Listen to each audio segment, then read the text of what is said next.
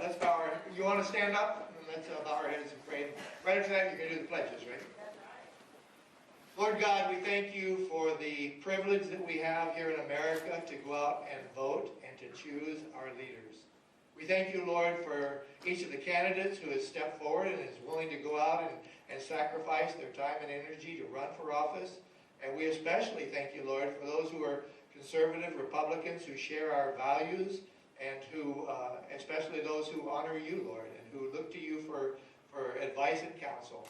And we pray, God, that you would grant wisdom to those office holders throughout our cities, our schools, our state, and even in the federal government, that you would grant wisdom, Lord, to those who govern us, that they might make decisions that honor you above all things.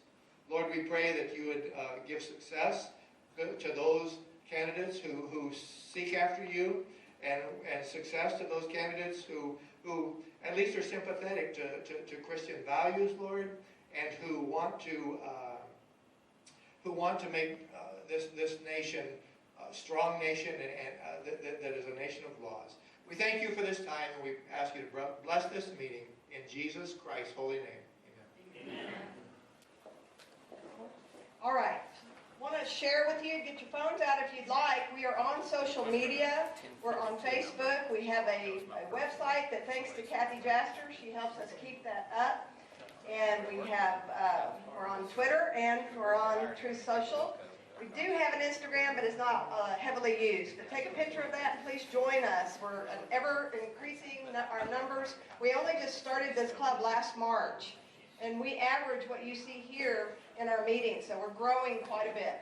For those of you that haven't come to one of our meetings before, we focus on collaborating and educating people on legislative priorities, going down to the Capitol, speaking out. We motivate people to stand up and speak out, show up at school board meetings, show up at commissioner court, show up at the city council on issues that are important to you in our community. These are some key dates. You might want to take a picture of this. Of course, you all know that February 17th, early voting starts. Last day of early voting is the 27th. Election day is the 3rd. I always encourage people to wait and vote on Election day. Election day this year, you will have to vote in your precinct. That is something new you'll be learning more about. But we think that that's a good way to protect the election. Also, the county and Senate district conventions, which will be set soon. Bob, we don't have a date yet, do we? Yeah. We do? What's the date for our... The precinct conventions are the Saturday after the 7th and the 28th. Okay, so just what we had, okay. So June 8th through the 10th is also the state convention. It's in Houston. It's a great thing to get involved if you all want to become a delegate. You don't have to be a precinct chair. If you just want to be involved and active, that's where we decide what the legislative priorities are going to be when the next legislative session comes in. Okay, and then we have a call to action always in our meetings. We're looking for you to join, help us grow. We're looking for you to support local candidates by ball clocking and phone calls and donations and coming to events like this, getting to know them, educate. We educate you and you can educate us on what's keeping you up at night. And consider running. I mean, we've got to keep Williamson County red, you guys. We have got to work hard to keep it red. Thank you all that are here tonight that have decided to run. Attending the school board meetings, city council, commissioner court. There's a couple in here that goes to every single commissioner court meeting, every single one, so it's awesome. With that said, we're going to allow any of the elected officials, including precinct chairs, if you would like to stand up, you can either come up or just stand up and just tell us. This isn't the time where it's 3 minutes. That's just going to be reserved for candidates. So if you're an elected official now and would like to introduce yourself, please stand up, and you'll get a little bit of a time also. A little bit more time. Yeah. Hey y'all, Caroline Harris-Davila, and I'm blessed by the Lord to serve as your state representative for House District 52.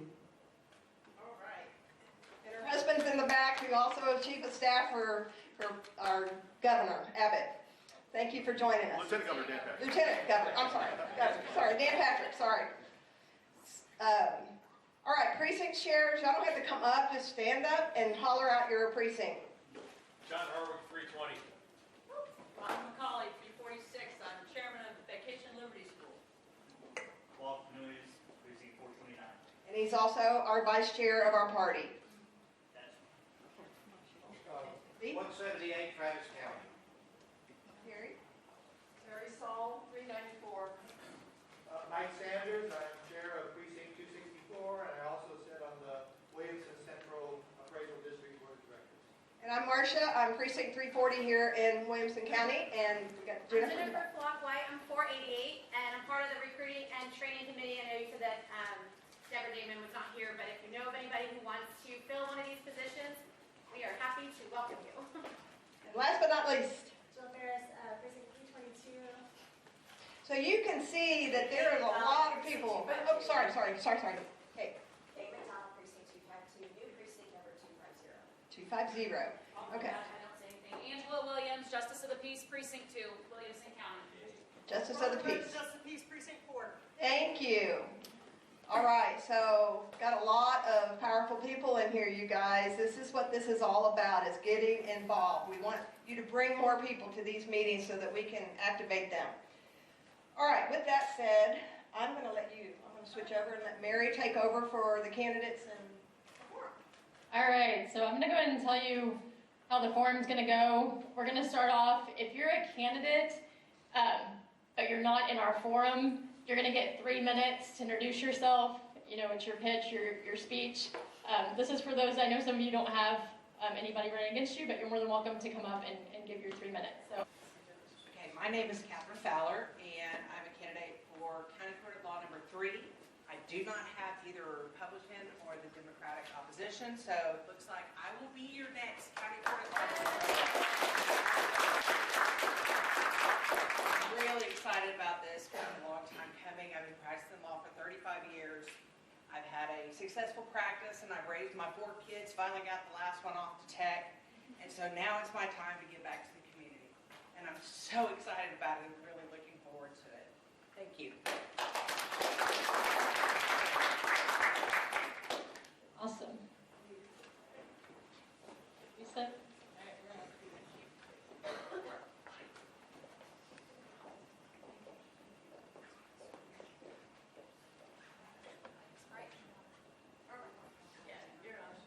Hello, everyone. My name is Perla Hopkins, and I am running for Lieutenant Governor of the great state of Texas. I really appreciate you hosting me tonight and for providing this forum. I am a military spouse of 25 years, a Longhorn mom of 3. I am an author. I have worked really hard in my life. I grew up homeless in California, moved to Louisiana when I was in the 5th grade. And so I knew from a very early age that education is the key for someone's success, that every child has the potential to work hard and achieve the American dream. So fast forward to 2020, 2025, and I cannot believe that my own children are being denied safety and a quality education. I have worked tirelessly with many of you here in this room, working on legislation that protects children, that works to eliminate our property taxes. Our taxes are at an all-time high, yet while most of our money goes to the school districts, Texas is ranked number 40 among the 50 states, and that is just completely unacceptable. So I'm working to eliminate our property taxes, to reform our education system. I hold 3 master's degrees in education, so I'm the right person for the job. I'm also working to save Texas. Texas is not for sale. We must halt the foreign land grabs, especially around our military bases. We have to stop the Sharia law and the courts and any schools and mosques that are associated with terrorist organizations. I have signed the Anti-CARE Pledge, the Denounce CARE, Council on American and Islamic Relations Pledge. I believe that Caroline, you signed it because I specifically worked with RARE and our leaders out in North Texas to make sure that our state representatives and our senators would sign a pledge to make sure that we hold anyone accountable that dares to threaten our constitutional republic and our state's law and order. No one will be fighting for you any harder than I will, because I know the grassroots leaders all across the state whom I was put on the Lieutenant Governor's task force. I am Perla Hopkins, running for Lieutenant Governor. You can learn more about me at perlahopkins.com, and many of you have my cell phone number. I'd love to sit down with you and talk some more, and just God bless Texas. Remember, there's only one Texas. It's our Texas, and I'm going to be the accessible Lieutenant Governor that we just need as the best wingman to the governor and as the best deputy advisor. Let me do a little housekeeping real quick. If you RSVP'd and paid and has not eaten, this is a new setup for us. Your food is in this little kitchen area here, so please help yourself. There are Chick-fil-A sandwiches and drinks and candidates. If you guys need a bottle of water, help yourself to that before you speak. So just want to let you know about that. All right, who's next? Hey everybody, I just wanted to, my name is Mike Sanders, and I want to thank you all that in your last meeting you voted to, did I just turn that off? You voted, is it off? In your last meeting you voted to endorse me in the mayoral race in Leander, and I want to express my appreciation to that. I'm a Marine Corps veteran. I have been married for 32 years to the same woman who loves me and who I adore. We raised 2 children. A little bit about I'm an engineer, electronic engineer, retired now. A little bit about me. The reason that I'm running for mayor, it started back in the beginning of September when Charlie Kirk was assassinated. And I watched that video multiple times. It was the most horrid thing. And I was praying and I was going, God, how could you allow this? How could this happen? And I was, in my mind, I was struggling to understand what was happening. And during that time, about 2 weeks after that event, our mayor in Leander decided to announce that she was resigning. And she was a fairly liberal mayor, and she decided that she was resigning. And so I began praying, and I began saying, well, Lord, why can't we find good, solid, conservative Republicans that are willing to run for office? And even better yet, a Christian, Lord. Why can't we find a Christian, conservative Republican that will run for office? And I'm praying like this, and all of a sudden, this voice inside of me said, and you? What's wrong with you? And it was like, this light popped on. It was like, I am the candidate that I'm looking for.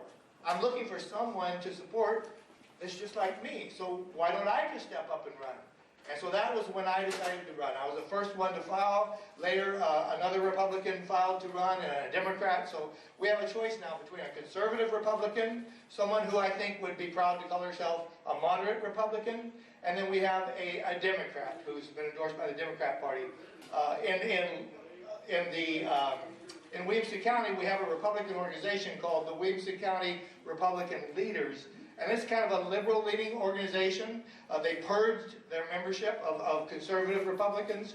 They had over 100 members at one time. Now I think there's less than 24 that attend the meetings when there's no candidates. 30 seconds.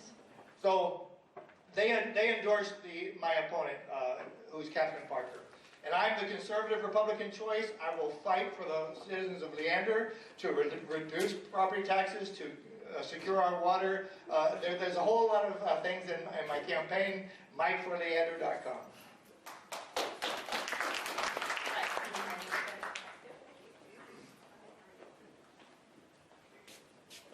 Hey everybody, my name is Ryan Bounds. I've actually, over the time I've been campaigning, grown to know a lot of you. But if you don't know me, the quick summary is that I live in Leander, and I've been married to my wife, Bonnie, for 16 years. And we have 3 sons, which means someone is always just about to go to urgent care.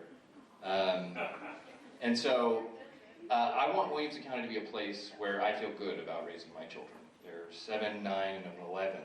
And one of the biggest parts of that is public safety. But I've been doing a service for our community for the last 7 years. I've been a prosecutor here in Williamson County. Most recently, I served as the Special Victims Unit Chief, handling child abuse and sexual assault and managing the team that handles those cases for our entire county. Before that, I was a prosecutor in Waco, but the truth is my entire career has been dedicated to public service. And in large part, that's because that's what I knew growing up, because my father was in law enforcement for 37 years before he retired. But another part of that is that I truly believe when it is said that those who wish to lead must first serve. I think that's incredibly important. That's why I've devoted my entire career to it. It's why I make sure that my sons see that.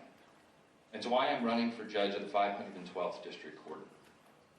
It's a brand new court that we just got this past special session.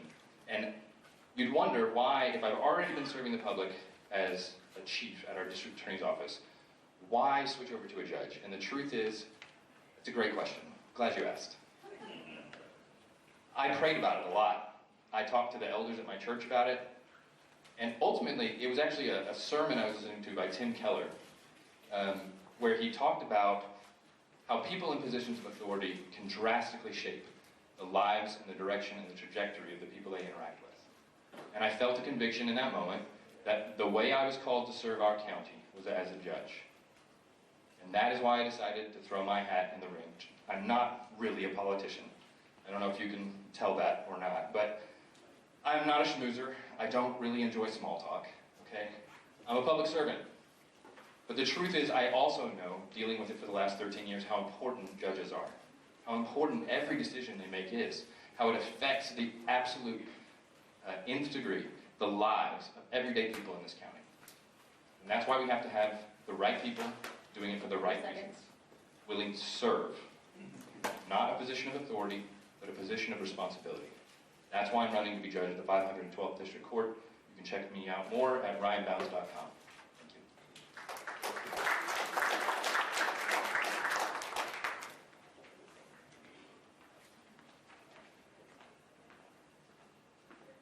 Hey y'all, my name is Lauren B. Pena, and I'm running for United States Congress in the new CD 37 in Austin, Texas. First and foremost, I'm a mother. I have 6 kids. 2 are my biological kids, and 4 are mine, and then 2 are my stepkids. I'm a homeschool mom, but you know, I come to you with a unique story. I'm actually a survivor of human trafficking, and you know, I kind of went wrong when I started this campaign. You see, in 2020, I had just got out of human trafficking. I had a 9th grade education level. I didn't know how to communicate well.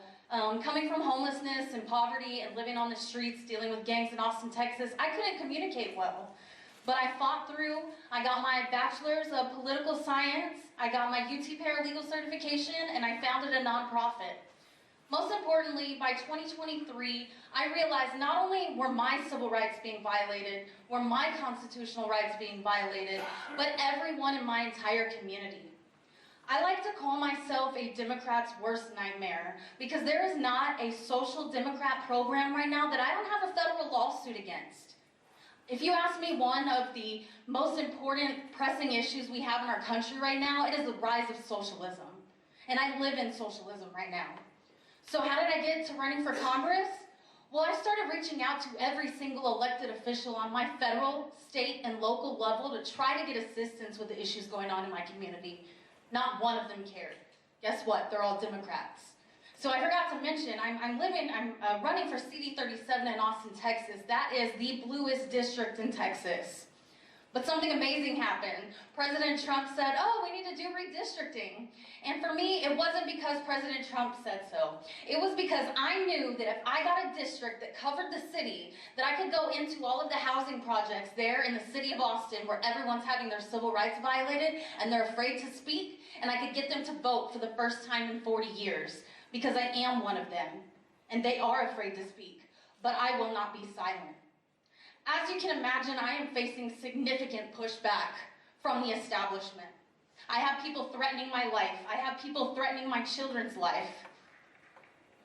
And again, like I said, it was very hard for me to communicate. I actually started public speaking only a year ago. But before that, when I was trying to tell my story on being in human trafficking and all the things that I was going through, it didn't make sense. It was hard. How many? 30 seconds. Ah! Okay, sorry guys.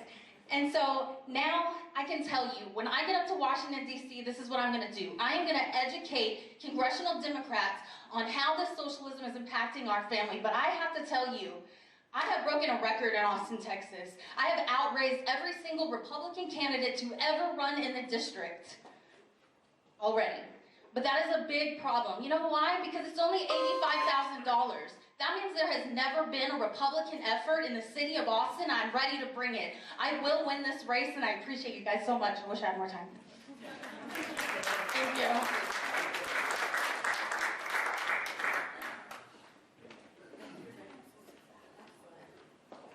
Well, good evening. My name is Sarah Moore, and I am running for judge of our new district court, the 512. And, you know, first of all, I want to share something about Mike. And he did not pay me to say this, nor does he even know I'm going to say it.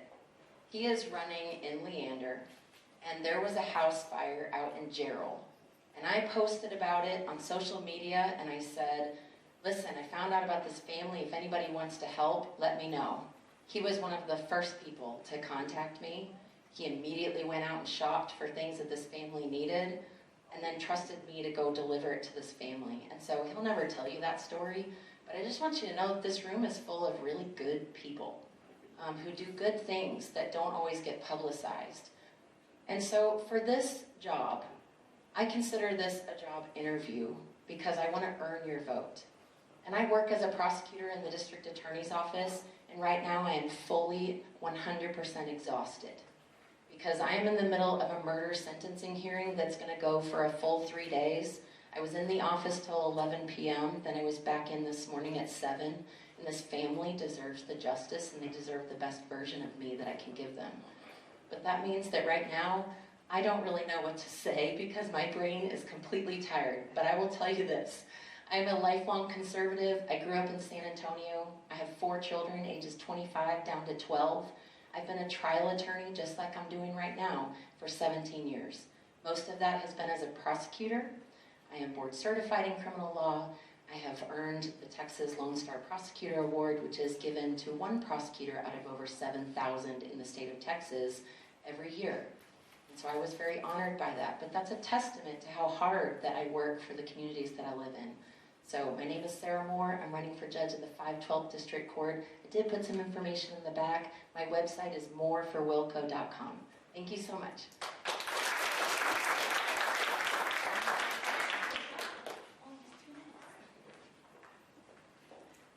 This one I'm very excited about. Good evening, everyone. I'm Theodore Schramm, and I'm running for House District 136 against John Busey. All right, so the first 11 years of my life were spent in corporate. That's where I've always been comfortable at. You have politics in corporate, and I'm not scared of people who want to fight in the office. My daughter was born 2 years ago, and that shifted my focus from working for other people to working for myself and taking care of my daughter. This gave me free time while I was at home. When I was in corporate, I'd work 18-hour days. I would be in the office nonstop. I loved it. Just the drive of just pushing towards a goal and achieving it every time. When I got that free time, that energy went towards what's going on in our local government. And when I started to look around and see what is going on in our government, I was disgusted. I discovered a city misleading their constituents, saying they were falling short on their budget if SB 10 passed. And it was a complete lie. The money that they said that they were going to be short on for public safety, $4.2 million, they were getting in federal grants. So they were lying. So I called them out on it.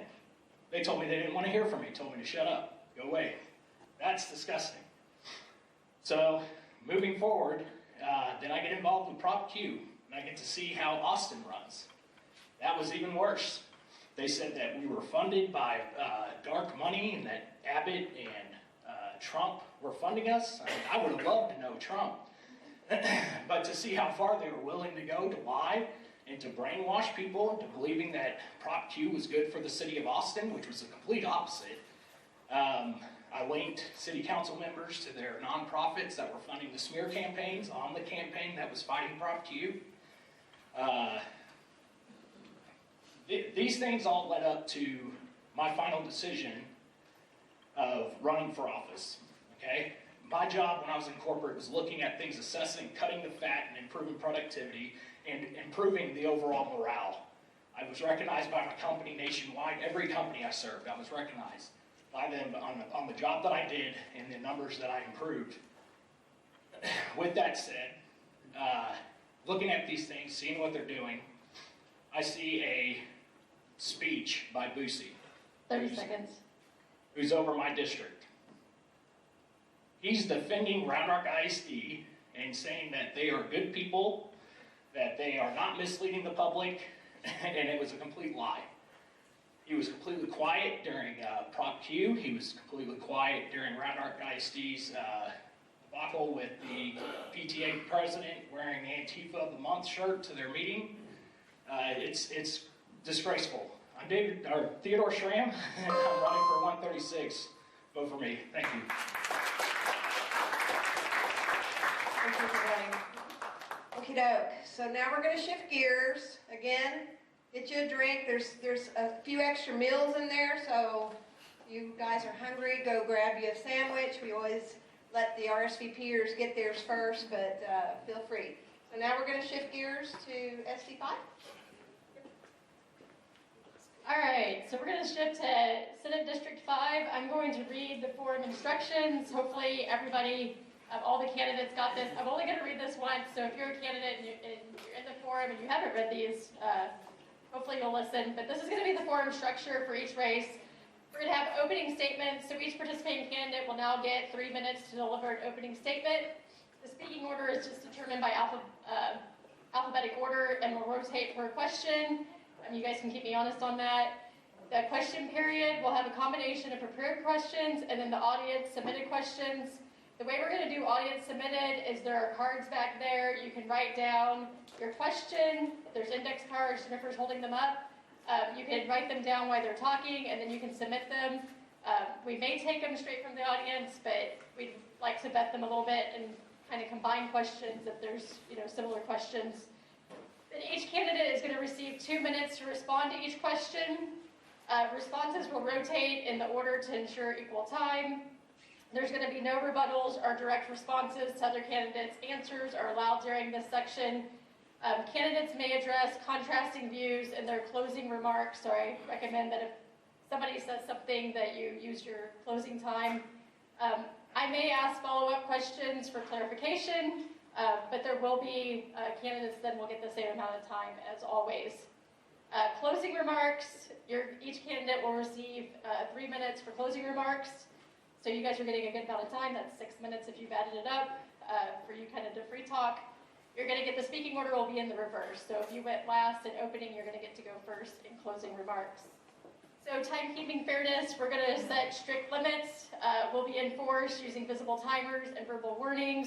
I will tell you, if there's one thing in my life, if you asked any of my friends that have known me forever, I'm actually very fair. I don't care if you're my best friend or my worst enemy.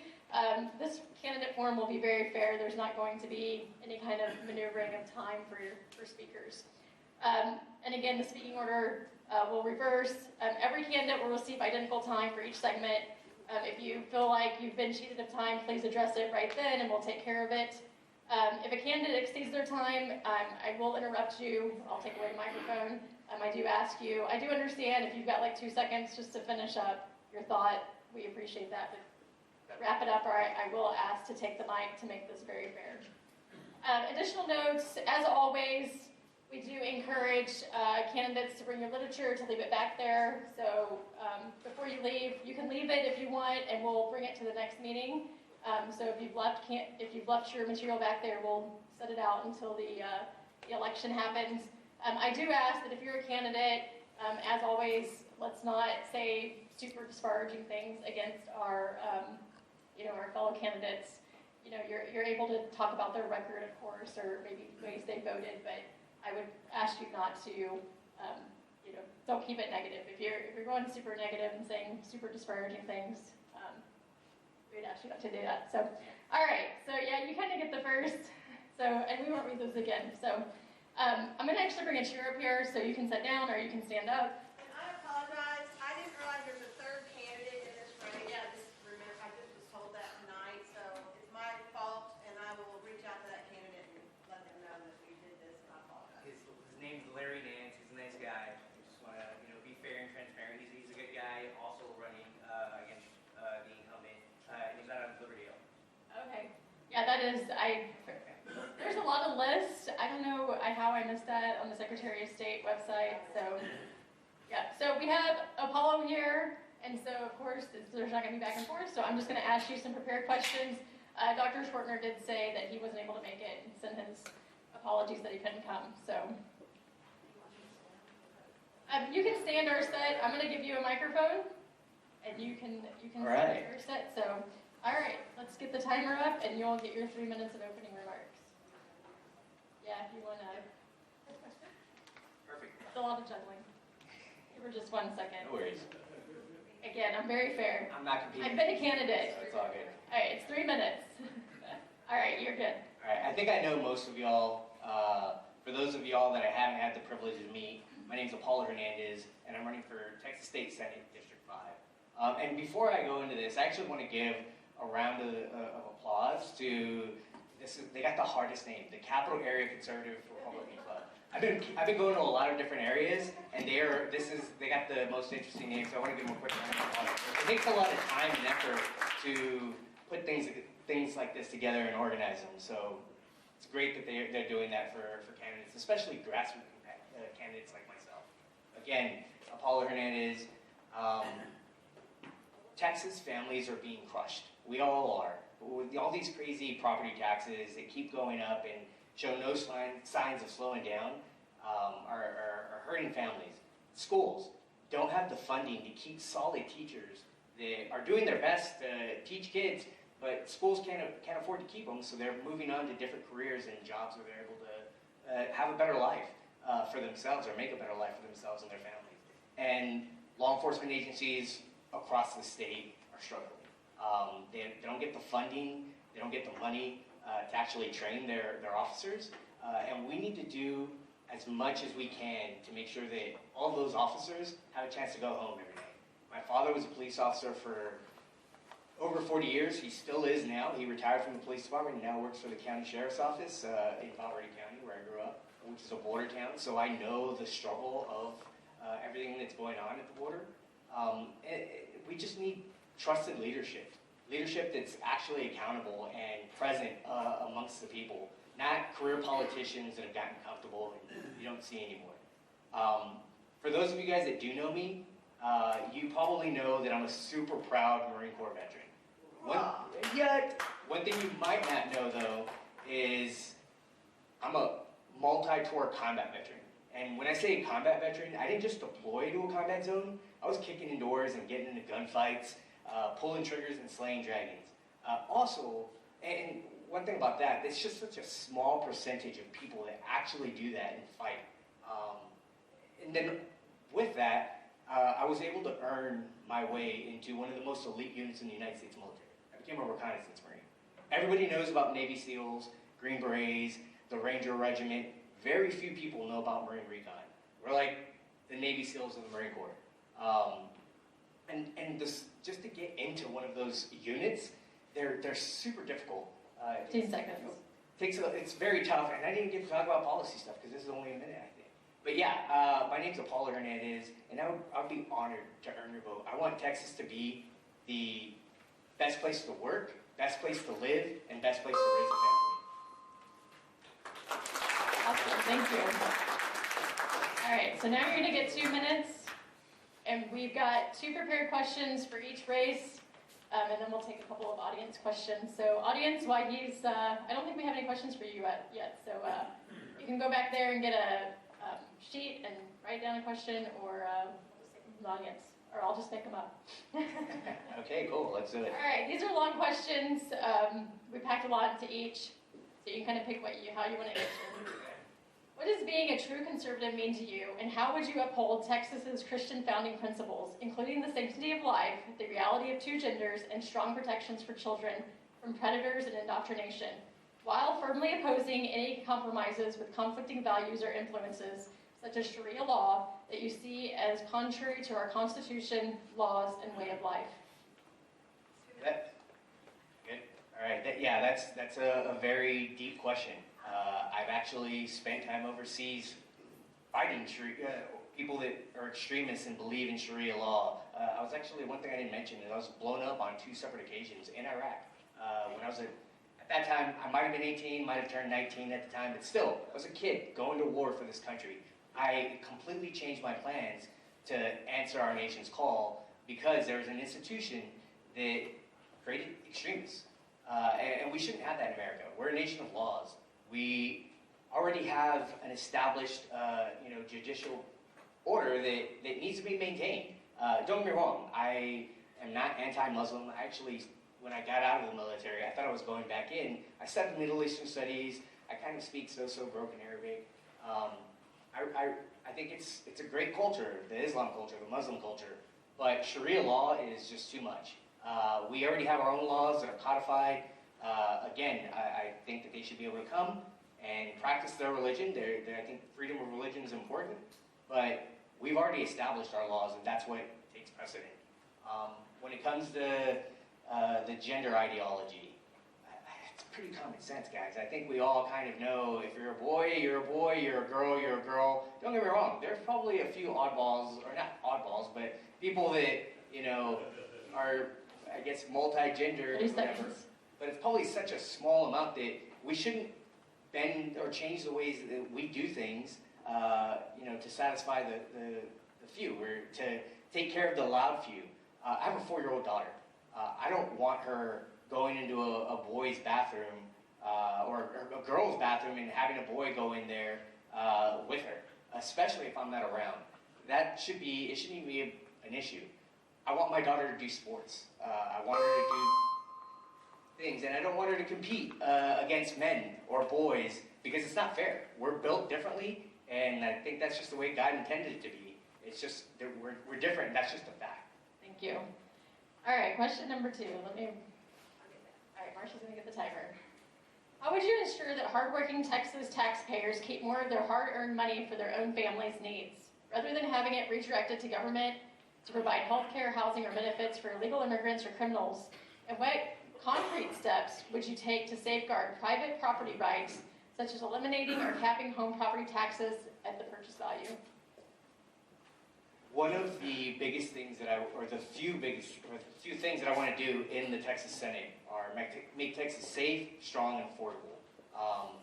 To make it affordable, we can do a lot of things that we have the money to do, and I don't know why we don't just spend it on, funding our schools, which leads to property taxes going out, because it's not the state legislature that's increasing taxes, it's school districts and school boards. They need the money because especially this little area has been growing so fast. We all see it. We all know that things are different. We have to make sure that there's oversight on all these school boards and municipal areas that are just raising taxes, kind of nilly-willy. That needs to change. It needs to change ASAP. I'm a big fan of Reagan, as I imagine all of us are, and he said government is not the answer. It's not what's going to come in and save the day. We need to put things back into local control with oversight. And I'm not a big fan of huge government oversight, but making sure there are parameters and guidelines that stop all this frivolous spending that, we're the ones that pay for that and suffer for that. I would love for taxes to go away, property taxes specifically. I don't think that's a realistic thing off the bat, but I do think we can do a phased approach where 30 seconds. People that are seniors don't have to pay property taxes. People that are veterans at a certain disability rate don't have to pay property taxes, and so on. After some time, then we can phase that in to where younger folks, and it's not just the property tax aspect.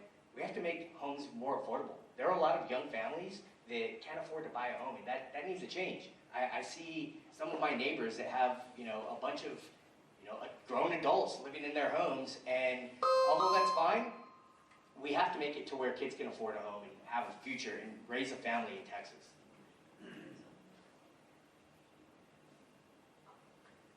All right, so we have a question from the audience. If you got a question, write it down or get ready and we'll have you ask it. Is there one vote or position the incumbent has voted for or supported that you disagree with? And what is your position on that issue? Yeah, absolutely. So there's one specifically, I can't remember the House bill. It came out of the House in Brazos County, which is a in the district, in Senate District 5, where you could only have a certain amount of names on a home. Let's say you own a home and you want to rent it out. Brazos County has Texas A&M University. So there are people that own homes and want to rent them out to college kids, but they couldn't because of the fact that, on the lease or on the deed, the homeowner's name would have to be on there. So they have, I think it was 3, and they wanted to take that away to where you can have as many people renting a home as possible. Because if you own property and you want to, use that property for a certain thing, you should be able to do that. The entire, even, Republicans and Democrats, the entire Senate voted for it to pass, with the exception of the incumbent. And as soon as I saw that, I was kind of like, why did you vote that way? And when you look at his track record, when you look at how funded he is, a lot of the people that fund him kind of benefit from, that being in place, so where only organizations could, own homes. If you wanted to be an individual homeowner and rent your house out, well, you couldn't do that, or you could, but you could only do it to a certain extent, and then you'd have a whole room or whatever it is that you have. 3 seconds. And thankfully, that did pass. He was the only nay, but he votes, and I don't want to disparage him, but I think this just happens when you've been a long-term incumbent and you've been in the same seat for over a decade. You stop caring about the constituents that live in the district, and you start caring about the lobbyists and the Texas establishment and political insiders that are funding. Thank you. All right, this next question's a good one if you ask me. This is one that I hear. All right, seniority at the Capitol has a large impact on effectiveness. If you replace an incumbent with seniority, how do you plan to compensate for a lack of seniority? So, as a conservative and a Republican, I don't think our ideals line up with these lifelong career politicians. I think there should be term limits. I don't think anyone should be in the same seat for over a decade. Doing 3 terms as a state senator, okay, that kind of makes sense because they're 4-year terms. But everyone else, 10 years and you should be out. And I'm okay with switching roles, clearing the pathway for great leaders. Like, she should be a state senator at some point. But she should stay in the House, do her time, and then move up when she's ready. We have people in office that have been in decades. There are people that are 18 years old that are able to vote now, that someone's been in office way before them. That should never happen. That absolutely happens. I think there needs to be an 18-year legislature term limit.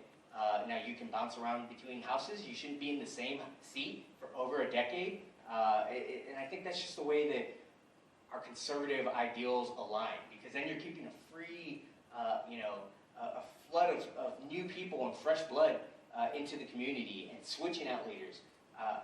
One thing that I promise, I'm not a career politician. I'm not a politician at all. I'm a gunfighter. I think we should send a gunfighter to Austin to try to fix things, and then, just like the military, I want to go in, hit hard, and then bounce out. I don't want to be a long-time career politician.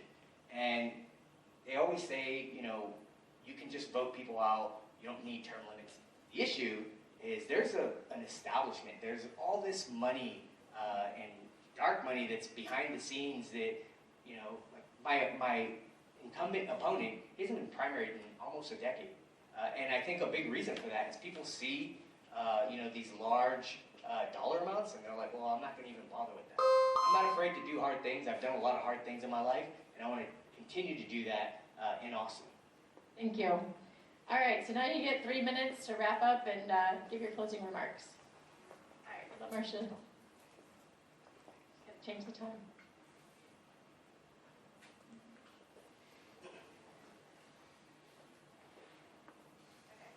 right, you're good. Awesome.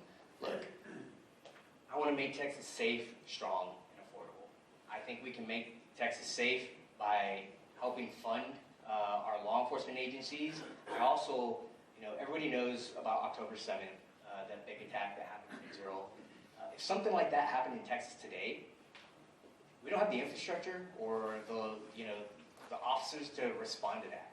We need to create a volunteer force. Back in the day, we used to have the Texas Rangers. They were like In the Northeast, they call them Minutemen, but they're all volunteers that were able to respond to a group. And in this district, we actually have a higher percentage of veterans, people that are already trained, that I think would be willing to go, hang out with the guys or, girls every now and then, and go do some training. And they could be that response force. They could report to local sheriffs or law enforcement agencies to be able to respond to an October 7th type of attack. Because if that were to happen here in America, it'd be horrendous. I want to make Texas strong again by being focused on our children, our future. Our kids need to have a fair chance to where they can actually excel at life.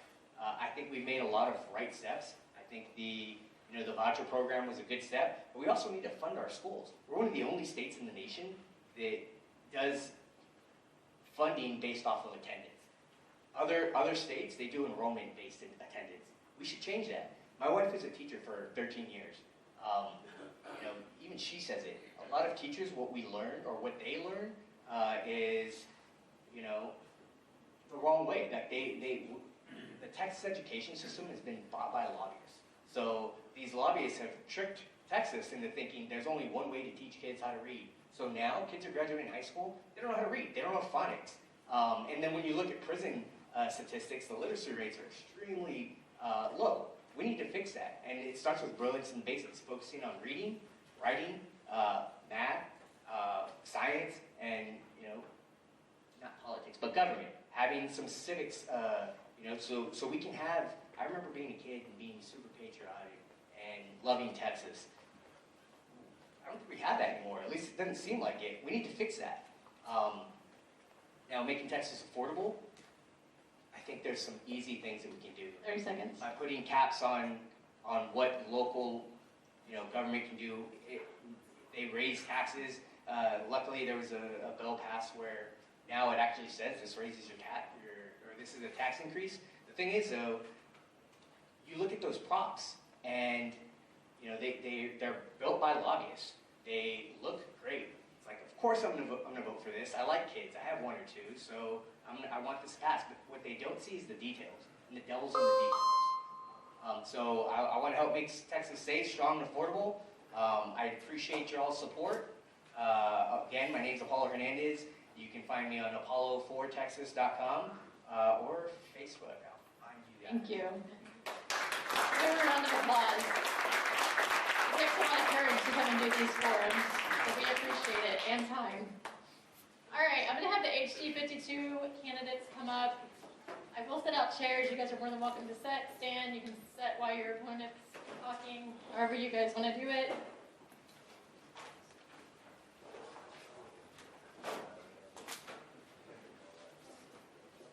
We'll probably just do one, have you guys share it.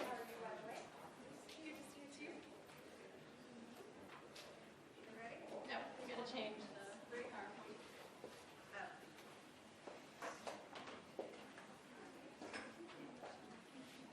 Alright, give us just a minute to reset. Again, as Marcia said, there is water, so if you guys want water, if the candidates want water, there's water in there. There's a cooler, you can hop in. You can go around if you want, or you can go through here. All right, so we're gonna start, and so my last name, yep. So yeah, I don't know what, yeah, I did your. I'm like, I can do my alphabetic order. Okay. I have two last names. I know. Okay, so I was like, are you questioning me? I'm like, did I get the alphabetic order wrong? No. 3 minutes. All right, 3 minutes. Okay, before you press start, Marcia, if you don't mind pausing. Yeah, no, I just wanted to reiterate and thank you guys for having this. So I know you guys do a lot. I know, gosh, Kathy, you've got so much going on right now. So thank you. Thank you for your time and just for putting this all together. I appreciate y'all. And thank y'all for being here, by the way. Ready? Yes. So I am State Representative Caroline Harris Davila, and I am blessed by the Lord that I get to serve y'all in House District 52. Y'all did get an intro to my husband, Daryl Davila, but I want to give him another shout out. He is Chief of Staff for our Lieutenant Governor, Dan Patrick, and he's done an excellent job in that position. And yes, I am biased, but we've been married for about 2.5 years now, and it's been the best blessing, and I'm very grateful for him. For those of you who don't know me, I grew up right here in Williamson County, actually right here in Round Rock, and my dad started a church here in Round Rock when I was young, so I actually grew up going door to door. I grew up going door to door, inviting people to church, praying for people, and so I know that this is an amazing community. That's why I'm serving. I want to make sure that my kids and their kids all have an even better growing up than I did here in Williamson County. And I hold an undergraduate degree in communications, which I got in 2 years instead of 4, and I also hold my master's in public affairs from the University of Texas. I got that while working full-time at the Capitol because I wanted to graduate without debt. And thank the Lord, I was successful in that. And before I ran for office, I worked for 7 years as a policy advisor at the Capitol in both the Texas House and in the Texas Senate.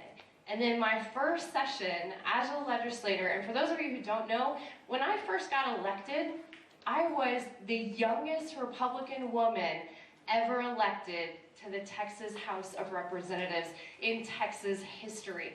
And I'm so proud of that. We already have the next youngest Republican woman elected, so we're doing great here in Texas on that.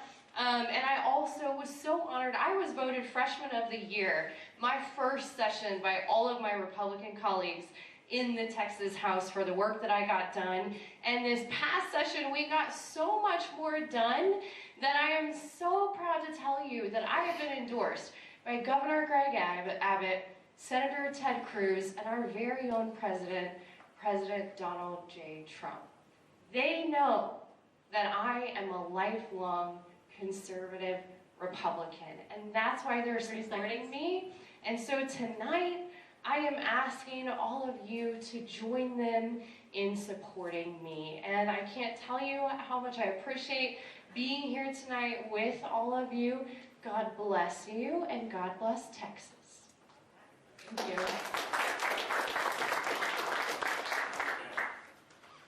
Blair?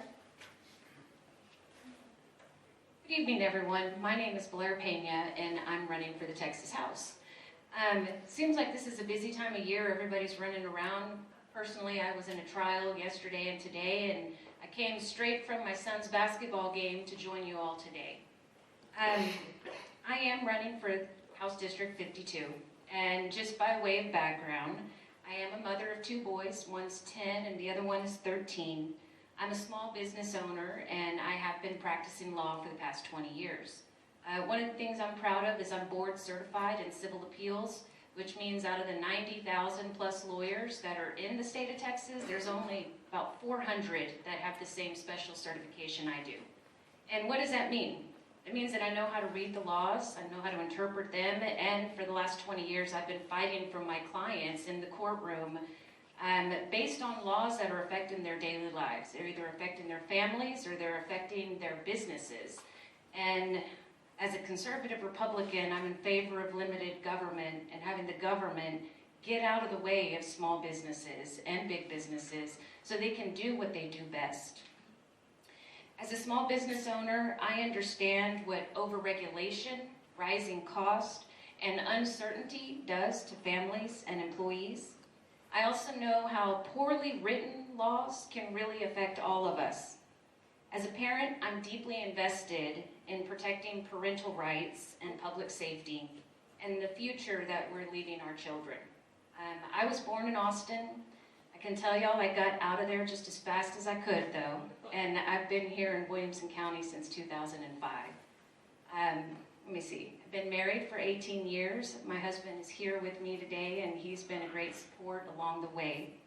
I'm asking for your consideration tonight because I'm going to be a principled, hardworking, conservative voice focused on results and committed to representing this district with integrity and with courage. I thank all of y'all for being here for today, and I thank you all for hosting this forum, and I look forward to answering your questions. Thank you. All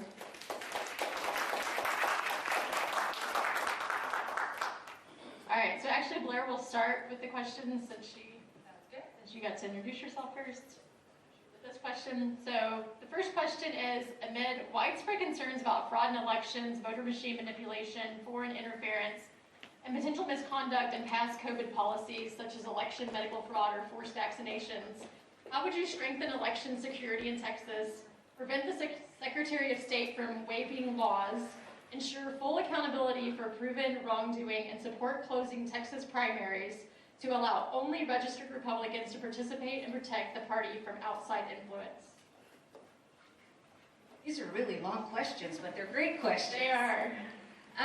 So, without secure elections, we don't have anything. We need to be able to have confidence in our elections and in the system. We also need to make sure that we're enforcing our laws and that everybody knows what the laws are so they're easy to follow. You know, when it comes to protecting the elections, I think there's a variety of ways to do that, and I think our county is already in the process of doing that by bringing back precinct voting on the day of Election Day. But with the current threats out there, as far as cybersecurity is concerned, I think potentially an investment in cybersecurity if there's ever going to be any sort of machine voting. We have to make sure that people aren't getting into the machines and that everybody's vote is really counted and that it matters.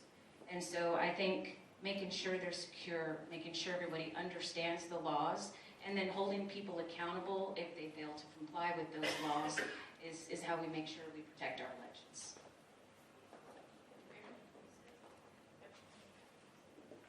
Are you good, or you want me to reread the question, right? Oh, you're good. Okay. You're good? Yes, ma'am. Just let me know. Awesome. Okay, well, when I first was working for Senator Hughes, we actually passed SB 1, which y'all might remember, that was the first time in the past 10 years that the Democrats fled the state. I don't know if y'all remember that, but they were so incensed over that bill. Yeah, they left the state over it because, and you know, this is actually one of the reasons that led me to run for office. James Tallarico went on TV and said, we need to get rid of voter ID in Texas.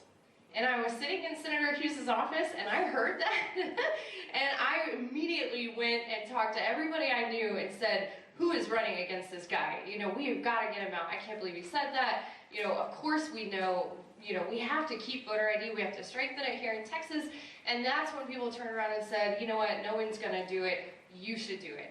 And that's how I ended up running for office, because I know that if we don't have secure elections, we don't have anything. And this past session, we passed SB 5115. That was Representative Matt Shaheen. We increased penalties for election fraud. Now, if you are an elected official and you commit election fraud, you're going to jail. It's a felony. I mean, we are cracking down on all levels. And actually, our Attorney General, Ken Paxton, just won a case on SB 1 about using voter ID for mail-in ballots. So we are combating this fraud every step of the way, and I just want to let you know, they won't stop. They will continue to try to cheat in our elections, but we will not stop securing our elections, because we have to make sure that it's easy to vote, but you can't cheat in our elections. Thank you. Caroline starts with the second question, yep. All right, this is a packed one. It's got lots of different pieces, so you can scout or choose all. I know, my questions are probably longer than 2 minutes. All right, should Texas government and the legislature always put the interest of everyday citizens, farmers, ranchers, and homeowners first over big business, developers, and foreign entities? By protecting residents' water rights, enforcing deportation of those who entered illegally, fully supporting border agents, ICE, police, and military, and upholding law and order, restricting foreign ownership of land, roads, tolls, and ending taxpayer-funded lobbying that diverts public resources to special interests. Yes, absolutely. All right, to start with, we passed a law this past session to ban China or any foreign hostile nation to the United States from owning land in Texas. And if you didn't know, there was a Chinese company trying to buy land right next to one of our military bases, right here in Texas. And so the threat is real, and this past session, we passed legislation to ban that from happening. We are making sure that we are protecting our national interests. We are also working on a bill to combat squatting. Y'all know this is happening right here in Williamson County, where someone is moving into someone's rental house or some other house and they're just refusing to leave. And before we passed this legislation, there wasn't a lot that could be done, or it took a long time to get those people out. And so this past session, we passed legislation to give homeowners more rights when it comes to those situations, because that's their property. And so we want to make sure that that's taken care of quickly for them and that they do have ownership over their property in that way. And then, trying to remember the rest of the questions. I think you mentioned ranchers and farmers and protecting their interest. And, you know, generally, this is one of the reasons why I knock on doors. The first time I ran for office, I knocked on almost 8,000 doors in a year because I wanted to make sure, as a state representative, I was a representative. I was representing you and your voice at the Texas Capitol, and I haven't stopped. Just yesterday, I sat down with one of my constituents in their driveway in folding chairs and talked to them for 30 minutes about what they wanted me to work on. So I take that seriously, and I'm proud to represent my people and know what they want me to work on. Thank you. All right, would you like me to restate the question? I think I got it. So, special interest is not public interest, and they can't be confused for one another. Special interest doesn't really deserve a place at the table compared to the farmers and the ranchers and the small business people. I do believe in balance. I think you need to have big businesses to pay the taxes. You need small businesses to help generate the jobs. And we got to live here and have schools and education all supported, but it has to be through balance. And when it comes to balance, strong laws and strong law enforcement, protecting the border, protecting our rights related to water and the border, fighting Mexico to make sure we have the water that we're entitled to have, those are all important things that need to be addressed at the Texas Capitol. You know, my husband and I were just talking, my nephew, he's actually works for the Border Patrol, and he was just deployed to Minnesota to deal with all the craziness that they're dealing with up there. And he's a young guy, he's excited to go though, and he's excited to fight for this country and to establish law and order. And so we've got to put our citizens first. We've got to put America first, we've got to put Texas first. And we need to make sure that we've got the laws in place to help make sure that we've got a fair shot. 30 seconds. I think I'll just leave it there. Thanks. Thank you. All right, we have a quick question. So you'll go first. Let's just give them a minute. 1 minute? Yeah, let's just do 1 minute. This is a pretty... Okay. All right. Have you ever voted for a Democrat or in a Democrat primary? And if so, why? I've voted Republican my entire life. And so I think that answers the question right there. You know, regardless of how the primary works out, it's always important to support the Republican candidate because that's how we maintain our conservative values. That's how we maintain our family values. And so, yeah, there you go. Yeah, I thought this might be a quick question. We might have done some research on you both. Ready? Go. Awesome. Nope, never have. I've been a lifelong conservative Republican, never given money to a Democrat. And you know, when you look at the policies today, they couldn't be starker. I mean, the differences in what we stand for and what that party stands for. This past session, we had to say that men can't go into women's spaces. My first session, we had to say men can't play in women's sports. I mean, that's where we're at today. That's where the battle is today. It is good versus evil, and those of us who are believers know that that's just part of our living in this world. But we have had to fight some crazy things my past 2 sessions, and I'm sure there'll be something else. And so that's why we keep fighting. Thank you. All right, are there any questions from the audience for these two? If not, I will. I'm going to go back to one that we're going to dig in a little bit deeper because you both talked about this. Yep, but if you go out to Texas Public Policy Foundation, if you follow them, they're very active down at the Capitol. but they just put out that taxpayer-funded lobbying is, I think, going to be a big initiative next session. So I just want you guys to dig in a little bit more to how you feel about ending taxpayer-funded lobbying. I'd like your thoughts on taxpayer-funded lobbying and what you would do to end them if elected or re-elected. I have signed on to that bill from my very first session. And this past session, I had a very real interaction with it. So I was working on legislation for Williamson County to help us with the growth, to help us make sure we've got the hotels we need, the convention centers we need, things like that. And I had 2 pieces of legislation. And sometimes when you have similar legislation, they put it all in one bill. And that's what happened with these 2 pieces of legislation for Williamson County that I was working on. They put it all into one bill. A large city in this state who pays a lobby firm a lot of money contacted almost every state representative and almost every state senator and said, don't vote for it because it had something in that bill that they didn't want. It had increased transparency for taxpayers in that big bill that they didn't want. And I went and I talked to them and I said, hey, my district is gonna suffer if this doesn't pass.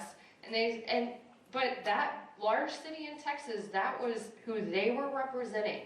And they showed up at hearings and they talked about how that city didn't want it. They fought against us. We can't, I am a state representative. I fought as hard as I could to get those 2 bills passed, but that city paid that group probably millions of dollars, and that bill died. 30 seconds. It was killed, and I'm gonna have to bring that legislation forward next time because of that. So it's very real. There are interests that come to the Capitol, and they fight using your taxpayer money against things that I know that all of you in this room would not want. So it's definitely something. I'm on board with Texas Public Policy Foundation. Like I said, I have signed on to that every time. I have fought to get that thing a hearing, and I will keep fighting and working on that.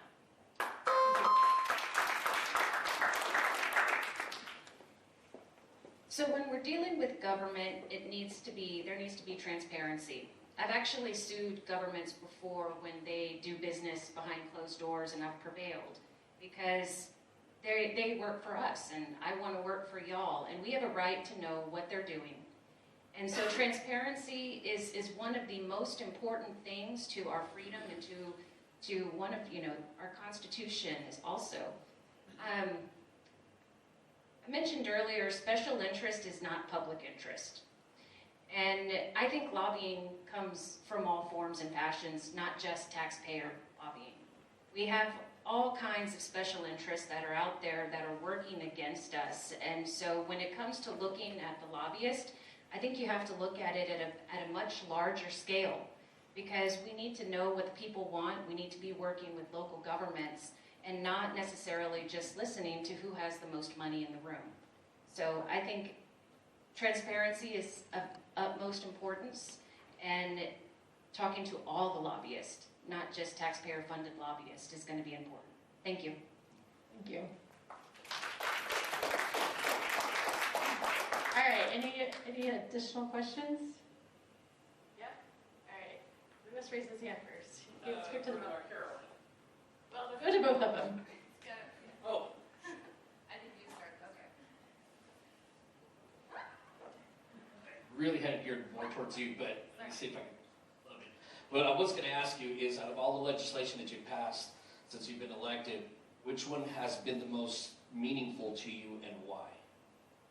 All right, so let's just rephrase that. So Yes, I'm trying to rephrase it. yeah, If you were to pass a bill, yeah. What would be the most meaning if you were to pass? What would be your priority bills? And then Caroline, you can talk about what your priorities were. So I just learned of something that I found out to be very disturbing. And it all came to me from one of my cousins who raised this issue with me. But I didn't realize that registered sex offenders could live in hotels and motels and have that be the place of business that they're registered. And I didn't know that one of us could go and stay at a hotel and a motel where somebody is a registered sex offender and not know about it. So, one of the laws I'd like to pass, if I earn your support is to ensure that there is transparency and information provided so that if a registered sex offender, and in this instance it was a high-risk sex offender, is actually living and has their address registered at a hotel or motel, that anyone who goes into that establishment is entitled to know that person is there, because I would be traumatized if my child ran into somebody at the vending machine or at the ice machine. So that's one of the things I'd like to work on. Thank you.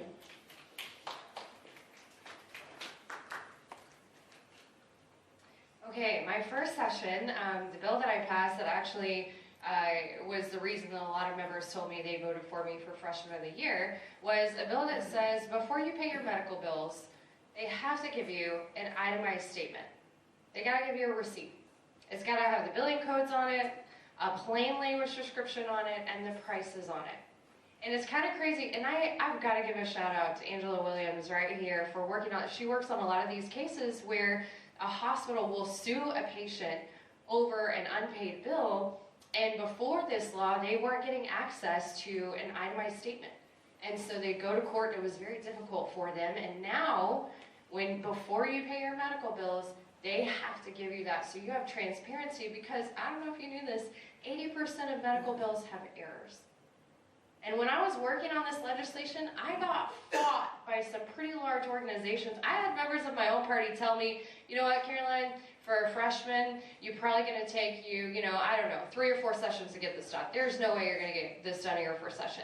But we serve an almighty God. He definitely helped me get that done. But over 100 members of the House signed on to that bill, both Democrat and Republican. And then this past session, by far, the one I am most proud of, in a year or two, there will be a permanent monument on the grounds of the Capitol called the Texas Life Monument. It will be a monument of a woman with a child in her womb, so that everyone who comes to our Texas Capitol and visits the Capitol grounds knows that we stand for life in Texas. We stand for our moms. We stand for our babies. That's what we're about in Texas. I'm very proud that I got that done, and I'm so excited to get to take my mom there one day and show it to her. Thank you. We had technical difficulties, so you weren't being timed. Push start. So I apologize. My fault. This is so much fun, you guys. Yeah. All right. For sake of time, we're going to go ahead and have you guys wrap up.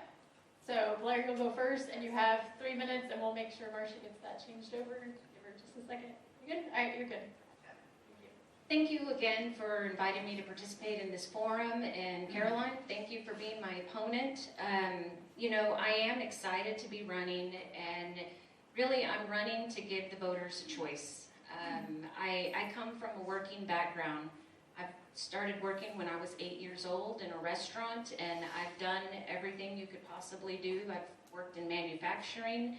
I put myself through college, and I went to law school, where after graduation I've been back here in Round Rock representing families and small businesses in front of judges and juries and arbitrators and fighting for them.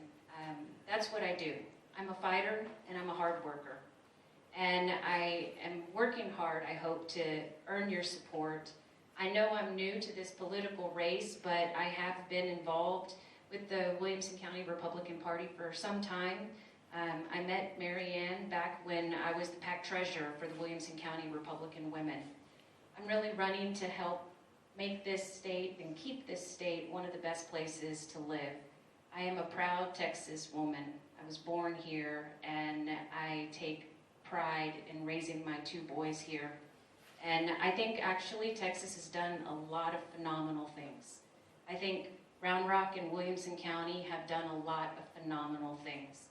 And I think we need to continue to work to keep the Austin craziness out of the government, out of the laws, so that we can maintain our conservative values. But I really appreciate every single one of you all tonight hearing what I have to say and getting to know me. And if you'd like more information about my campaign, or if you'd like to volunteer, you can go to blairpena.com. And thank you again, everybody. I appreciate you. Thank you.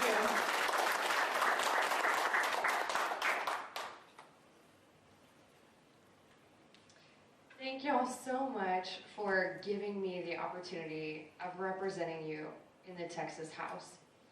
I say this all the time, but the Lord takes such good care of me. I am so blessed to be in this position and to get to represent you and be your voice at the Texas Capitol and go down there and fight for what you believe in.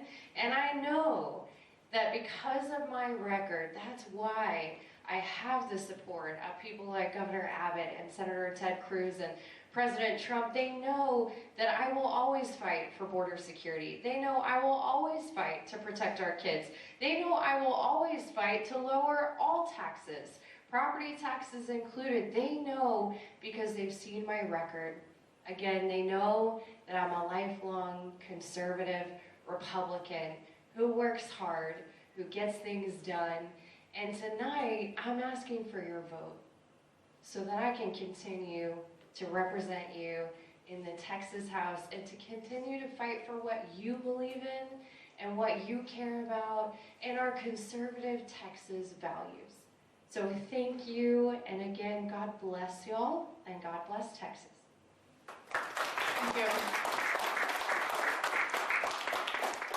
And hopefully they'll all stick around so you guys can ask them questions one-on-one in the back afterwards. Yeah. Thank you. Thank you very much. Thank y'all.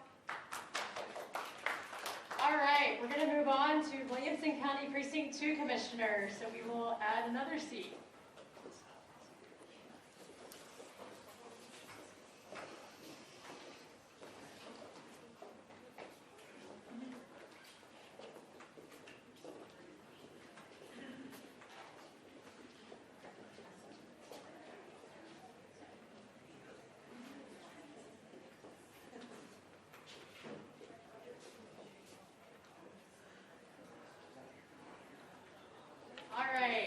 You all get to do introductions first. You get 3 minutes. Let Marcia get the time up. And this is our last forum for this evening. The mouse has went away. Looks like it's stuck. Yeah, I know. All right, you're good. Good evening, everyone. My name is Rupal Chaudhary. It's not RuPaul, it's Rupal. I'm a woman, and I know the definition of a woman. I am running for Williamson County Commissioner Precinct 2. Before I proceed further introducing myself, I do want to thank each and every one of you, and especially this group for hosting the candidate forum. Really appreciate, and each one of you present in this room taking the time to come here, all of us, candidates running. It's very important. I want to say is, being Texan to me is not about being born here, but it's about what values, especially conservative values, you bring. And also, do you have integrity? So those are two things that I really think that most Texans have, is conservative values and integrity. I want to tell you a little bit about my background. I am an attorney. I'm a mom. I have a degree in accounting economics. I've done CPA level accounting. I have a master's in law. I was appointed by Governor Abbott to serve on a board. And the least, I have a beautiful family. My family has been a small business owner right here in Williamson County for almost 30 years. I have 2 kids. They're twins. They're 12-year-olds. I'm blessed with a girl and a boy twin. So I know I listed all my education, and you're like, why are you running for office? What's going on with you? So to tell you, I often say I was not interested in politics, but politics took interest in me. Back in 2021, some of you may have heard the story. Austin City trying to buy a hotel to turn into a homeless shelter right here in Williamson County. That sat right adjacent to our business. We shared a driveway with that hotel, and it was in people's backyard. I got involved basically through that. I tried to stop Austin from exporting its failed homeless policies right here in Williamson County. That's how I got involved in politics. My priorities as a commissioner is very simple. Invest in infrastructure that actually works. Road, water are very important resources. People move here to Williamson County and live here for a great quality of life it has to offer. I have been consistently saying since almost when I started campaigning, I back ICE and I support, 30 seconds, a sheriff's office and first responders. We cannot tolerate attack on law enforcement, and criminal illegal aliens do not belong in our county. I believe in governing conservatively and being fiscally responsible, and that is what you can expect from your next Williamson County Commissioner. Thank you. Thank you. All right, yep. Mr. Mays. Good afternoon. My name is Jeff Mays. I'm not great at this. I hope I do better than I did the last time. We're all concerned. I'm a commercial real estate broker in this area. Born and raised here.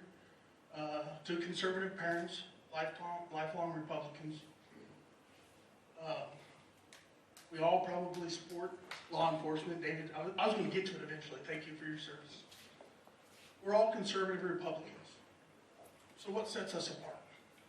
Well, I believe that my experience in the private sector will help develop opportunities to build infrastructure with collaboration that doesn't allow all the expense to fall on our taxpayers.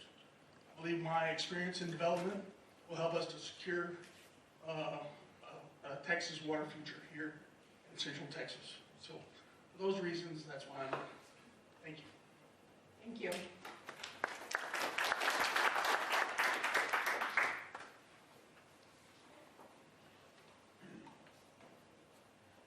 Good evening. I just want to echo the same thing that some other candidates have said. Thank you for taking time out of your evening to come and be with us, to learn more about us, what we're about. My name is David McDonald, and I also am running for Williamson County Commissioner, Precinct 2. I always put this up the end, so I'm going to start with it. So I've been married to my wife, Kate, who's over in the corner, for 22 years. Between us, we've raised 5 children, took in another, and then we have 4 grandkids and a 5th on the way in February. Our kids range from, goodness, 34 down to 26. No, I don't look that old, but I am. So I'm a native Texan, born and raised in Abilene. After I got out of high school, I enlisted in the Marine Corps. Served in Desert Storm. After my time in the Marine Corps, I came to Austin in 1993 and went to work for the Austin Police Department. I retired from there in December 2017 and then went to work for the Texas Department of Transportation as the first statewide traffic incident management program manager. So during this time, then we get to 2020. And, you know, I think most people here probably agree that was pretty insane time. When we started seeing our constitutional rights taken away from us by things that the government was doing, that got my attention. I mean, I'm watching videos on social media where people were actually just trying to have a drive-in church service, and law enforcement went there and broke it up. I couldn't comprehend that because we have freedoms in our country. And then, you know, we start seeing the George Floyd and all the protests and the riots going on around our nation, and police officers are truly being vilified across our nation. And it's happening right down the road in Austin, Texas, where I used to work, and I still have friends that work there.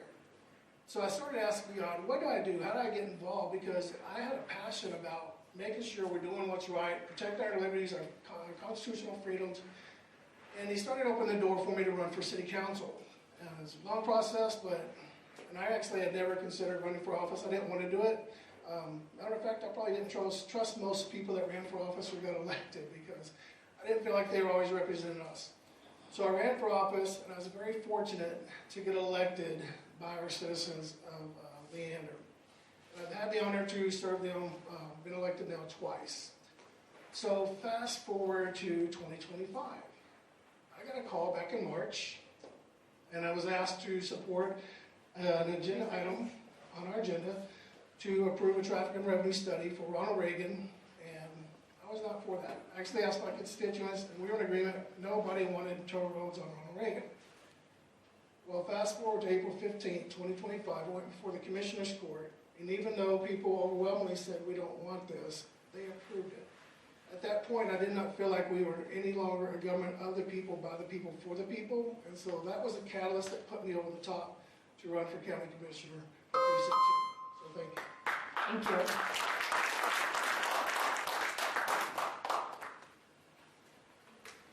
Yep, go get 2 minutes, and actually, Mr. Mays will go first.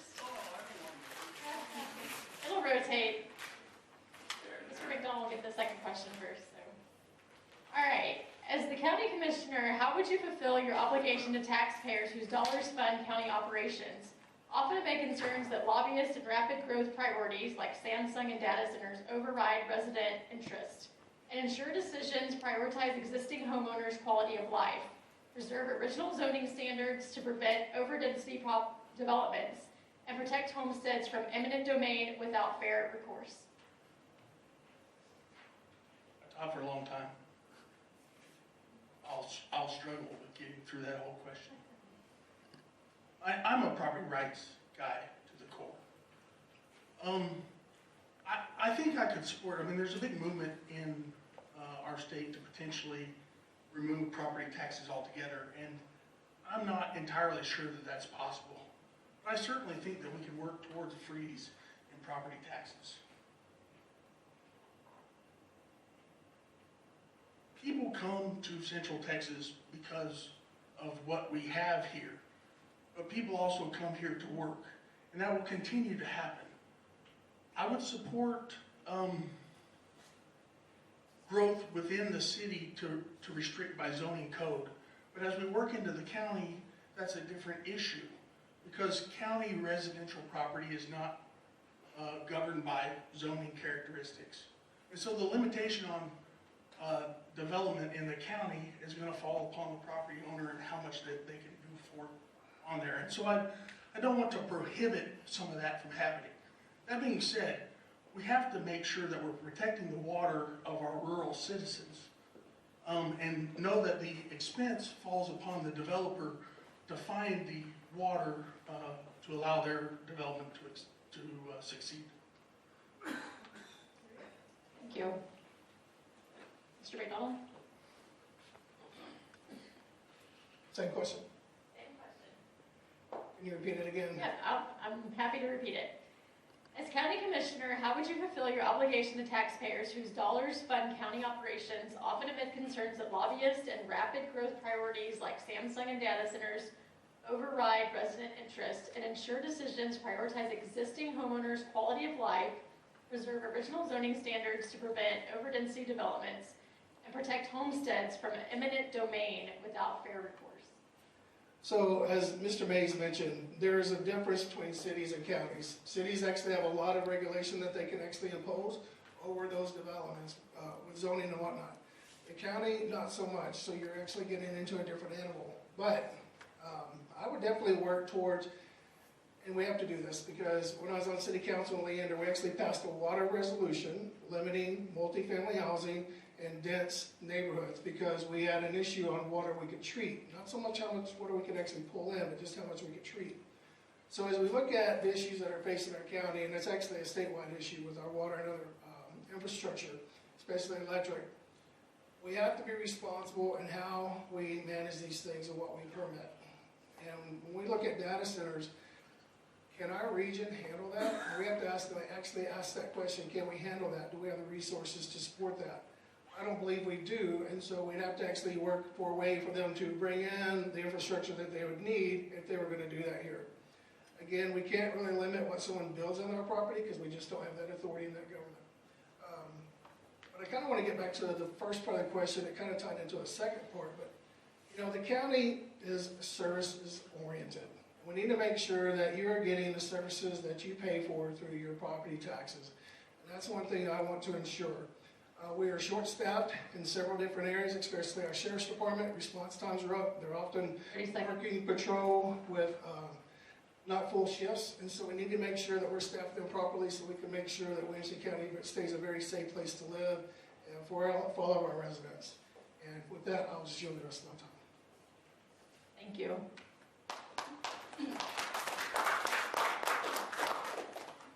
So I'm not only a small business owner, but also a constituent.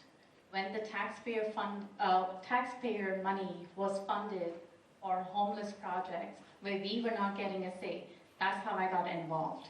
And to me, it's extremely important. The taxpayer money is spent on what county needs and not what county wants. The wants can be endless. And To me, when I say invest in infrastructure that works, it's key essential importance of, do we have proper roads? Are the roads safe? Do we have water? Are the resources being implemented?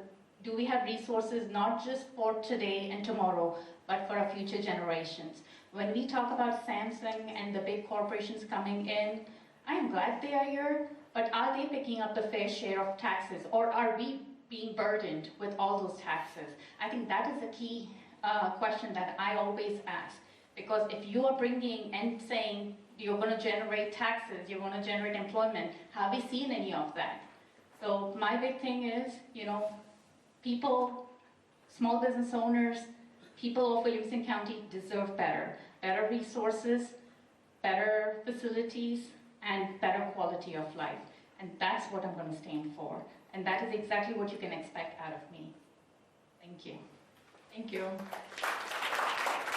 right, question number 2. Mr. McDonald, we'll start. Again, it's pretty long, but you can pick what you want to answer out of this. Given frustrations with limited public input, such as only 2-minute comments on seemingly pre-decided matters behind closed doors, how would you increase meaningful citizen involvement in county decisions while also addressing accountability in the election department, such as investigating past administration issues, supporting citizen groups for secure election solutions, and holding regular election commission meetings to build greater transparency and trust? Wow. Lots to unpack there. So let me start here. Working in law enforcement, one of the things I had to do was have a camera in my vehicle and on my person. I believe we need more transparency in our government. People need to know what's going on, and there should not be these things happening behind closed doors. I believe in transparency, and that needs to be something that we focus on and actually demand from our elected officials.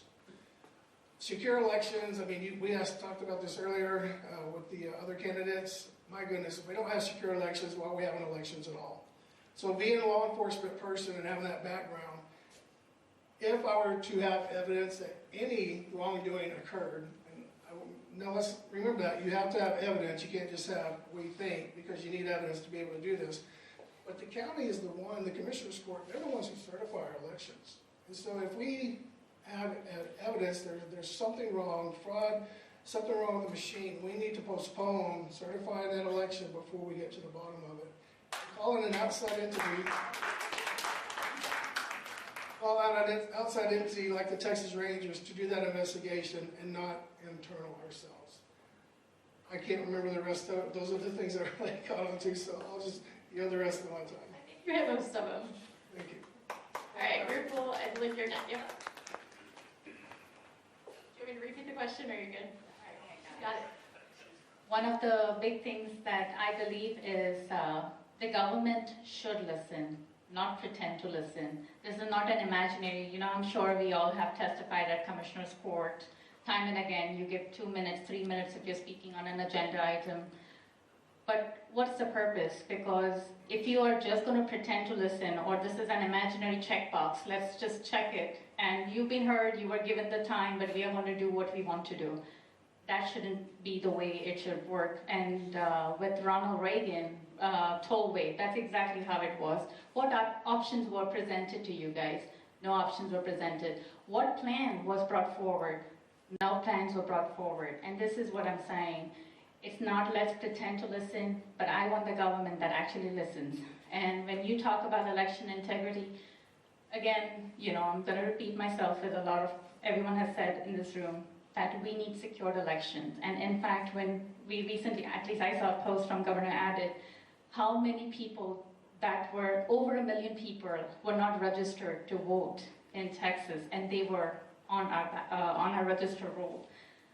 There's a lot that needs to be done. We have a lot of work ahead. And to me, I am an attorney. When I swore to, when I took an oath, I swore basically to uphold the law of the United States. And to me, I'm going to uphold that, and absolutely, there's no tolerance for breaking the law and not seeing it through. So that is exactly what you can expect from me. Thank you. Thank you.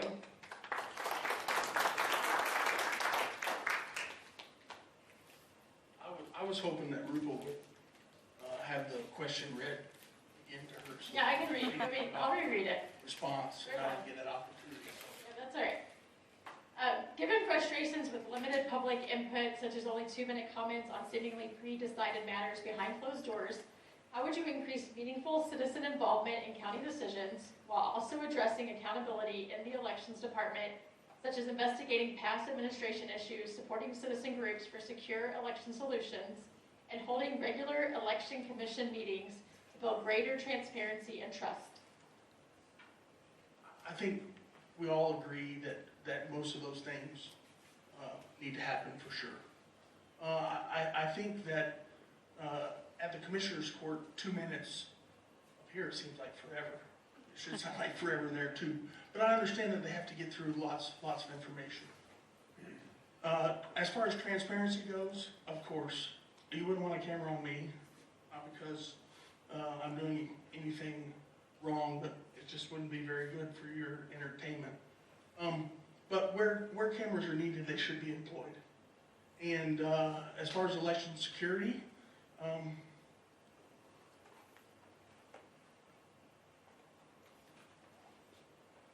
we were raised to think that elections were secure.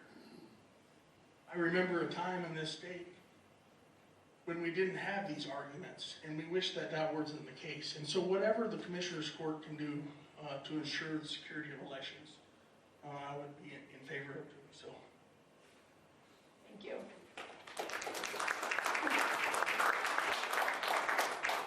All right, we have some questions from the audience now. This is a 2-part question.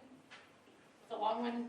Williamson County Commissioners Court is challenged with balancing a budget, keeping the tax roll low, yet providing funding for the Sheriff's Office to protect citizens. Number 1, how will you be proactive in order to ensure public safety is funded as the population increases? And number 2, will you commit to increasing the number of deputies to ensure we have enough protection in Williamson County? So when I said I back eyes and I'll support Sheriff's Office and first responders, what I meant by saying is, of course, no attack on law enforcement should ever be tolerated. But second piece of is, balancing the budget does not mean we will cut public safety. That's not how you cut that's not how you keep the place safe. One of the right things we do in Williamson County is not only we feel safe, but we are indeed safe. And working with Sheriff's Office, one of the things I know is he is the expert. I'm going to count on him to let me know what his office needs. My job as a commissioner is not to wear a badge, but my job as a commissioner is to protect, support, and fund them properly. Make sure they have proper equipment. That is what I've been tasked to do with commissioner's job, and that is what I absolutely want to do. And again, balancing the budget to see, are we going to increase the taxes? No, that's not always how things are done. When running a small business, we look at where the wasteful spending is, where the duplication is, but it's not about cutting from public safety. What I want you to know is, there was DOGE at federal level. Texas state also implemented DOGE. I know there can be DOGE even at county level. That's how you find out what we can really see, where we can find money in Williamson County to purposefully and resourcefully serve our citizens well.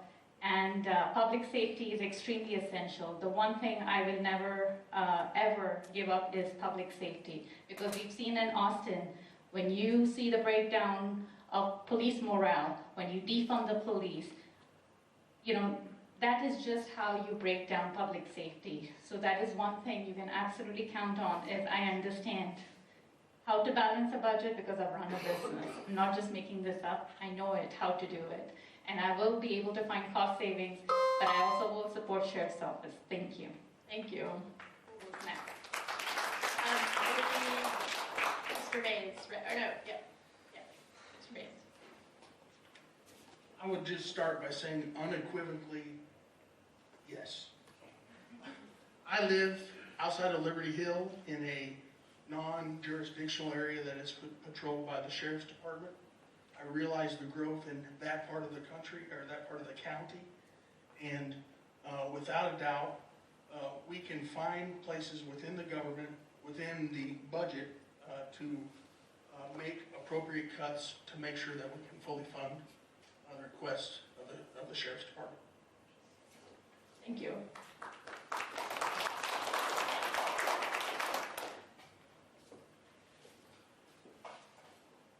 Okay, so going back to the question, I've actually done this in Leander, and so my first budget cycle, I got sworn in office July 2022. We go to do our budget in August of 2022. The city manager had recommended 3 new positions. The police department asked for 8.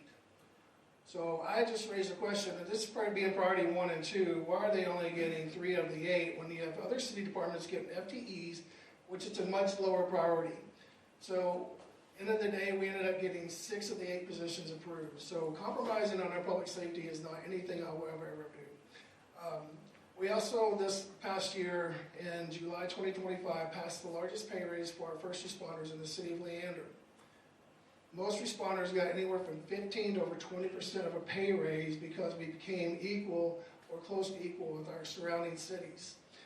So there are ways to get these things done. Every government agency has a reserve fund. You're required to have that in the bank by state law, not the bank, but just reserve funds by state law. So many days to fund your government if no more money comes in.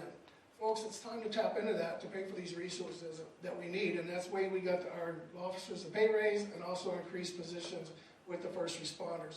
So there's other ways to get to these positions added without actually increasing your taxes. Something else you need to be aware of, there is a county judge and commissioners association. 3 seconds. They're looking at other ways to get other revenue streams, so we don't actually have to always increase your property taxes to pay for things. If you stop at a store in the county, there's not property taxes. I'm sorry, sales tax. The county does not collect sales tax. So there's a motion that they're going to put before the legislature to let the county actually collect sales tax revenue. And that's another revenue stream where we're not always putting it on the backs of the homeowners. Thank you. Thank you. All right. You see, we're about out of time, so what we're going to do is I'm going to read you, there's 2 more questions. I'm just going to read them. You guys can address them in your closing comments, or you can choose not to. But for the audience, these were from them. What is your position on the medical examiner for Williamson County and for Texas? So that's a good one. And there was another question that was digging deeper a little bit into the county election administrator and if they should comply with the Texas election code. And like I said, you can answer those in your closing remarks. And so we'll go backwards. So I believe, David, you were the last one to go in closing remarks, so you'll go first. And that is 3 minutes. So let Marcia get that too. Go. All right. So I just want to walk you back to the beginning when I told you my path. Marine veteran, police officer for 25 years, and then serving on city council, which is an uncompensated position. I'm a public servant, a lifelong public servant, and that's why I'm running for this office for county commissioner, because I want to continue serving and I want to serve the citizens of our county. I'm also, when you listen to us, and this is nothing against anyone else, this is just my path, but I'm also the only candidate that actually has experience in doing the job. Serving on Leander City Council for 3.5 years, doing all the things that we do. The really only major difference between a commissioner and a city council person is the commissioners they're responsible for the roads and bridges within their precincts. 6 years at TxDOT, working with engineers, having those relationships, being in this county for 28 years, understanding the needs and where we have choke points and everything else with roadways. Hello, library patrons. The second and third floors are closing in 15 minutes. First floor restrooms will be locked as well. Go get your books. If you have any items to check out, please proceed to the first floor. Thank you. We'll give you a few seconds.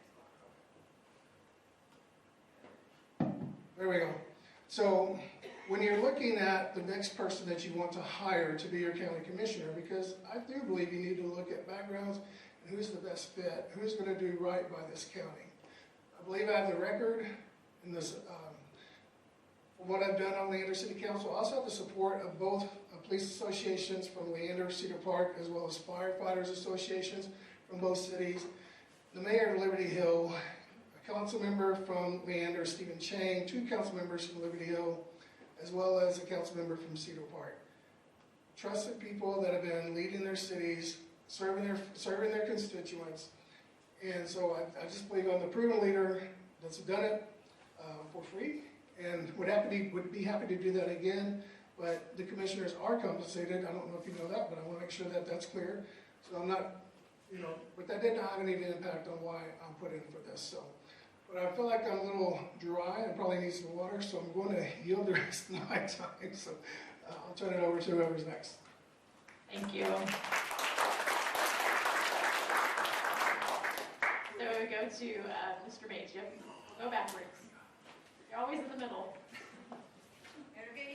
Story of my life.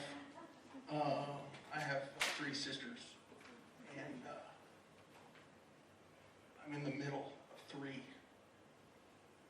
which, if you look around, I have twin sisters that are older, a younger sister, so I'm historically always in the middle. And I missed the second question because I was thinking about how I was going to respond to the first one, and I'm better at answering questions than talking from the hip. You guys will probably figure that out. Yeah, so the question is, what is your position on the medical examiner for Wilco? And the other one is, do you believe that Commissioner Court should require the county election administrator to comply with Texas election code? The county elections coordinator should comply with the Texas election code. And when it comes to the county medical examiners, actually looked into this quite a bit, spent a lot of time on it. And the numbers that I hear are concerning to me. I know that we're not required to have a medical examiner until we reach 1 million people. Oh, sorry, got my numbers wrong. But we're not quite there yet, is the point. However, we spend upwards of $3 million out of district expenses for autopsies for our here in our county. And my question is that I would ask to the powers that be, and I guess maybe if done right, that might be me, is that can the city of Austin pays their medical examiner $450,000 a year, and supposedly we already have a building that we originally purchased to convert to a medical examiner's office, and so if we have that building, we can convert that, hire our own medical examiner, then are we up $2.5 million that maybe we could use for critical infrastructure or positions in the sheriff's office or something? My question as a private citizen is, why aren't we exploring that option? There are some things that I know well, and for some reason that came out very well, at least in my mind, it felt like it sounded well. Jeff Mays, I am a private citizen, not a politician. I'm not a very good public speaker. I was a teacher for 10 years, and for some reason, high school kids were easier to talk to about biology and animal science, and I'm not going to get to the stuff I want. I am concerned citizen like y'all are about taxes. I'm concerned about growth and how can we develop relationships that pay their own way. I'm concerned about water. I want to make sure that we can have water security here in Central Texas. I'm concerned that we fully fund our law enforcement and honesty and integrity and local control. Jeff Mays. You can find me at mays4wilco.com. Thank you very much. Thank you. Thank you guys so much for listening to all of us. Yeah, it's a lot to take in. But when I first started, I know I listed my education background. I wasn't bragging about it with all the degrees that I have, but the point I was trying to make is I am uniquely qualified to do the job that I am running for. Is basically budgeting, understanding what the county needs, what the laws are. So that is the reason I was listing them. Secondly, when I'm talking about conservative values, I believe in small government, believe in God, believe in our family and community that comes first, and serve the community. That's what it's supposed to be. The government is limited, and actually county government by design is supposed to be small government. It's not supposed to expand. So I know exactly why I'm running for county commissioner, because I believe in those conservative values. In fact, I've been I have been a Trump supporter since 2016. In fact, the very first time I ever voted in a primary election was in 2016. My family has been supporting President Trump since 2016, 2020, 24. financially, as well as every single thing we can do to get him to elected position. And one thing I would like to highlight, yes, I do not have political experience. I've never been elected. But guess what? Joe Biden had experience in politics, and I know we don't want Joe Biden. So that's exactly the point that I'll make, that we are not looking for experience in politics. We're looking experience, qualifications, values, and what you bring to table.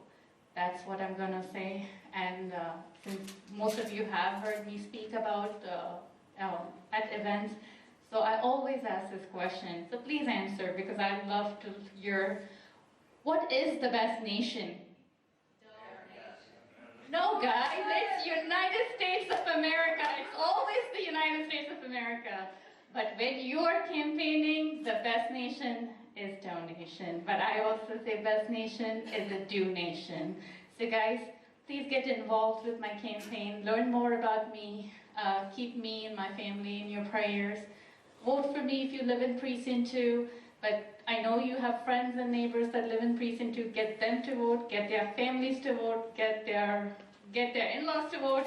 But all I will say is thank you again. God bless you all. God bless Williamson County. Thank you. Thank you.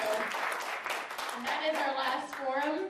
I do want to thank, as a former elected official and candidate, I know all the candidates that are here. Thank you so much.